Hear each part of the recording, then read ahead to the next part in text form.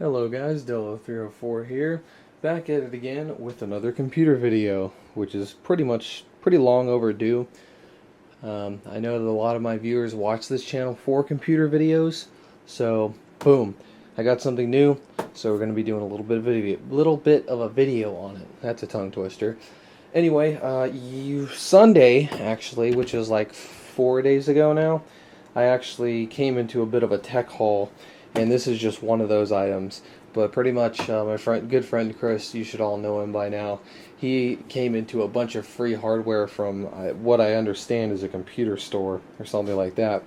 And so he came up with all this free hardware, one of which was this MacBook Pro here. But he also came with a bunch of other computers and stuff that I ended up getting in a little bit of a deal that we made. But this is going to be the first video in that kind of series.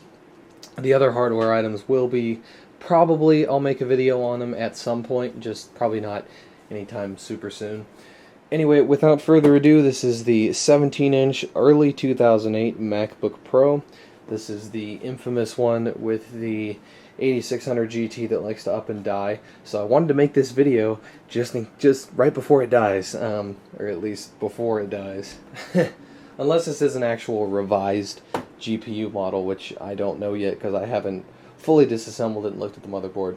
Anyway, yeah, this is obviously the 17-inch MacBook Pro, which they no longer make. I think they stopped making that in like 2009, 2010, something like that. I don't know, somebody in the comments will correct me. This actually isn't that much bigger than the 15-inch, which is something, I mean, it is, but it isn't.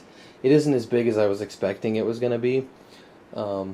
So, I mean, it's cool. I mean, I think if there was a 17-inch MacBook Pro today, like, still being made, I would have bought it because I use my MacBook Pro Retina a lot in a desktop setting, and having just that couple extra inches of screen space would be a little bit nice, but I mean, it's sufficient.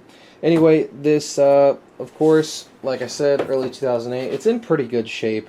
As far as I know, this machine was ready to be thrown out, and that's kind of how Chris came into it. It is fully functional. I really can't find anything wrong with it. It does have a working battery, which is nice, and the battery only has like 160 cycles on it, and so it's in excellent shape. The battery isn't losing that much capacity.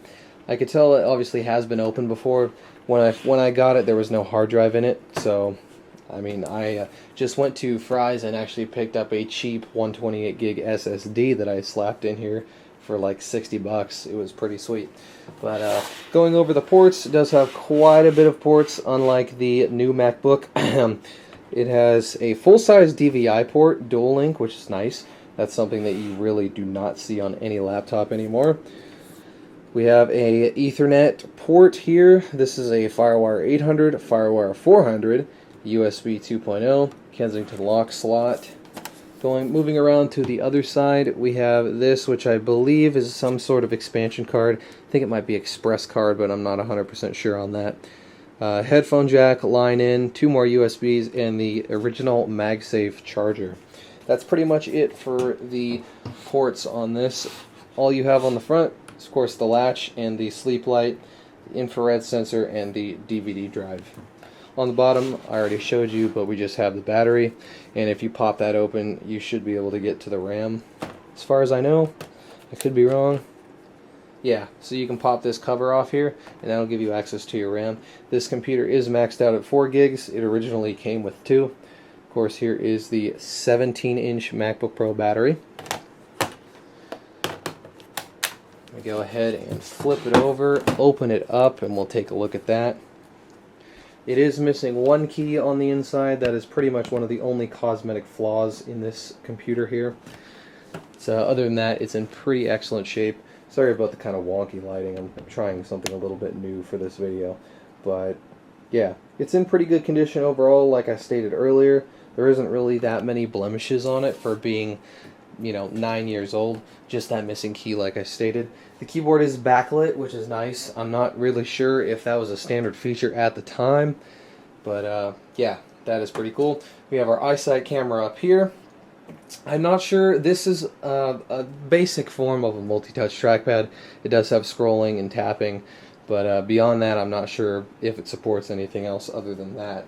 Without further ado, I'm going to go ahead and plug her in and we'll boot her up.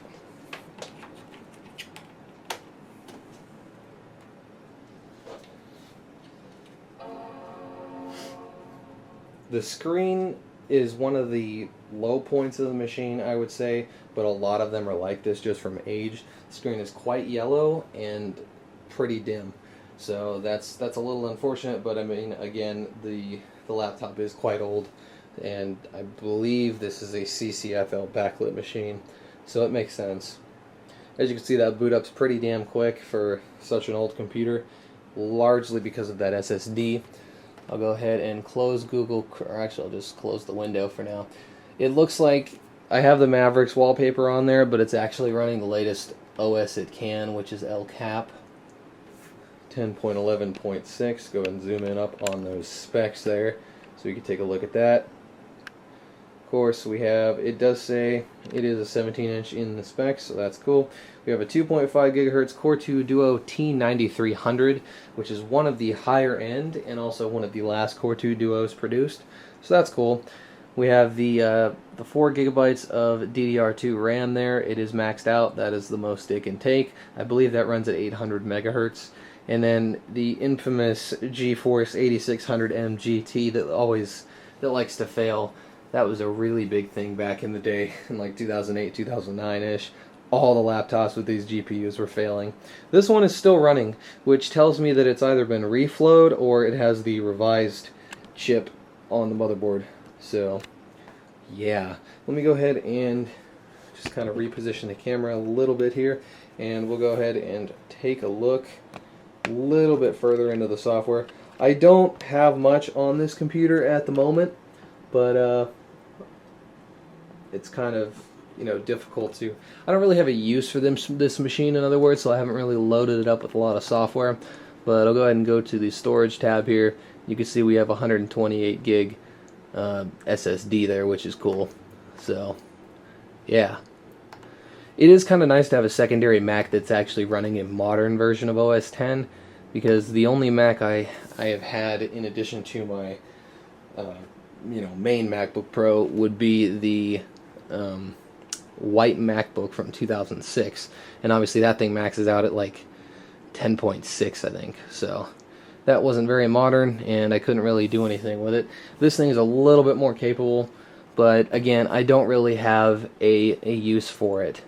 But I will go ahead and, I guess, play one of my own videos just for copyright reasons. So let me go and load one of those up. Let's play the let's actually play this Lexus video that I have unlisted. This is going to be a never before seen content. It's actually the Lexus LFA, so that's pretty cool. So yeah, that's pretty cool. Obviously, as some of you might know, I do work at a Lexus dealership, so that's it's pretty one of the most beautiful sounding cars I've ever heard in my life.